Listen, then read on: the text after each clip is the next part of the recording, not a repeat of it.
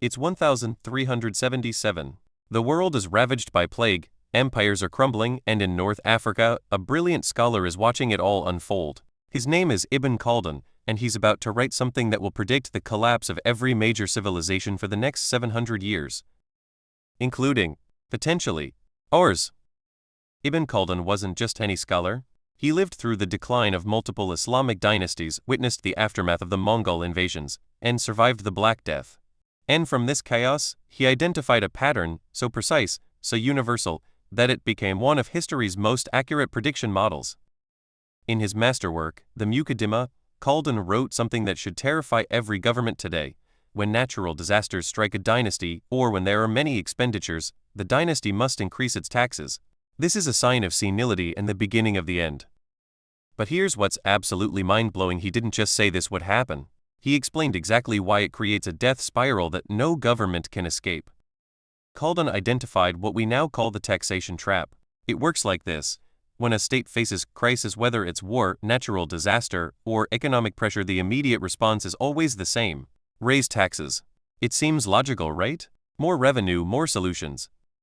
But Khaldun observed something darker. He noticed that excessive taxation doesn't just burden citizens, it fundamentally changes their relationship with the state. When people feel their government is taking more than it gives back, they stop cooperating. They hide income, they resist authority, they lose what Khaldun called group solidarity, the social glue that holds civilizations together. And once that glue starts dissolving, the state enters what he called the stage of decline. No amount of force can restore voluntary cooperation.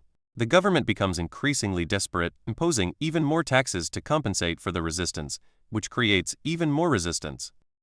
It's a feedback loop of destruction. And according to Khaldun's observations, once this cycle begins, collapse is inevitable. Not probable, inevitable. But here's the truly haunting part: he didn't just theorize about this. He predicted it would happen to specific civilizations. And he was right. Every single time. Now, before we get carried away thinking Ibn Khaldun was some kind of medieval fortune teller, let's examine what modern economists and historians say about his theory. Many contemporary scholars argue that Khaldun's taxation model is oversimplified. Dr. Marshall Hodgson, a renowned Islamic historian, pointed out that civilizations collapse for multiple, interconnected reasons, not just taxation policies. Military defeats, technological changes, environmental factors, and social revolutions all play crucial roles. Modern economic theory also challenges Khaldun's conclusions. The Laffer curve, developed by economist Arthur Laffer, suggests there's an optimal tax rate that maximizes revenue without destroying economic growth. Unlike Khaldun's more binary view, modern economists argue that smart tax policy can actually strengthen states rather than weaken them. Some historians also point out that Khaldun was writing during a particularly turbulent period in Islamic history. The Mongol invasions, the Crusades, the Black Death, these were extraordinary circumstances. Critics argue that his universal pattern might have been influenced by the exceptional chaos of his era. Perhaps most importantly, many successful modern states have high tax rates without collapsing.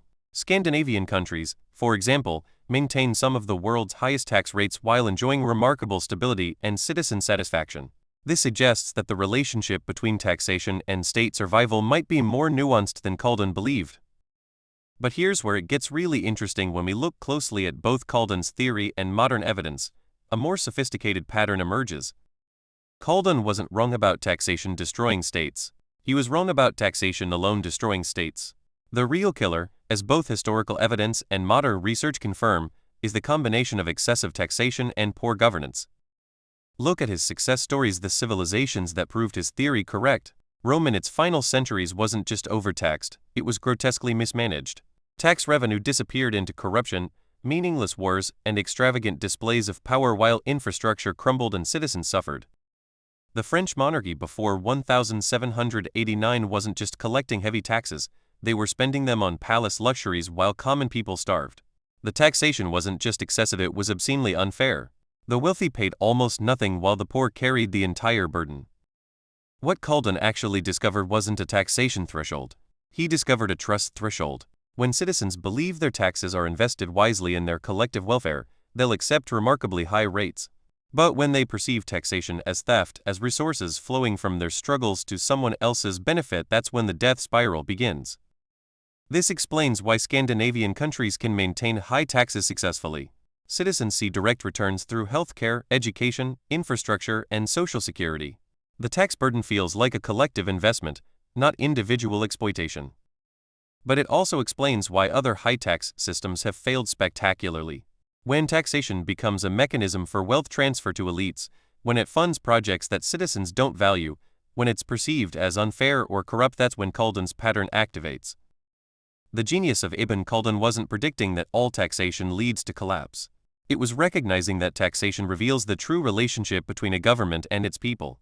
Heavy taxes with good governance create stronger states. Heavy taxes with poor governance create revolution. So here's what I want you to think about. In your country, in your time, what does the tax system reveal about the relationship between government and citizens?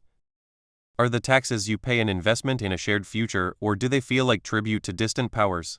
When you see government spending, do you think that's our money being used wisely, or do you think that's our money being wasted? And perhaps most importantly, if Ibn Khaldun was right about taxation revealing the health of civilizations, what would he say about our current moment in history? You know, as I researched this video, I kept thinking about that image from the beginning. Ibn Khaldun in 1377, watching empires crumble around him, trying to make sense of the chaos. He wasn't just observing the collapse of civilizations. He was watching the birth of a new way of understanding human society. What he discovered wasn't really about taxation at all. It was about trust. He realized that civilizations don't fall because of external pressures, they fall when the internal bonds of mutual obligation dissolve. When people stop believing that their sacrifice serves a greater good, when they stop feeling that their welfare matters to those in power, the most magnificent empires become nothing more than expensive monuments to human ambition. In the end, Ibn Khaldun's warning isn't about tax rates or government policy. It's about the fragile miracle of human cooperation, and how quickly it can disappear when people stop believing in tomorrow together. What do you think? Does Ibn Khaldun's pattern hold true in our modern world? Let me know in the comments below. And if this kind of historical analysis interests you, subscribe for more deep dives into the patterns that shape our world. Remember, understanding history isn't about predicting the future. It's about recognizing the choices we're making right now.